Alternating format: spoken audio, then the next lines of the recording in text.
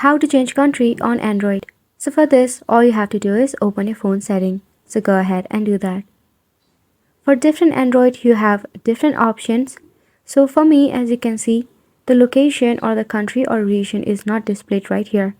If it's similar to you, go ahead and tap on the search icon at the top and try by searching country. If it does not display anything, remove it and try to search by region. So go ahead and type in region. Then select what is displayed for you. Now right here, as you can see, it has automatically detected my region. Just tap on it. So you can go ahead and select the country that is displayed right here in this list in the alphabetic order. If not, you can even go ahead and search by typing the country name at the very top.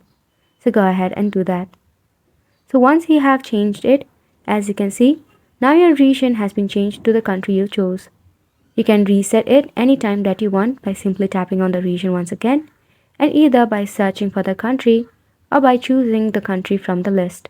However, it will not impact any of your time zone and it will reset in the first one, that is the default. If you want to select the time zone, you have to do a different process. So go ahead and give this a try, and thank you so much for watching.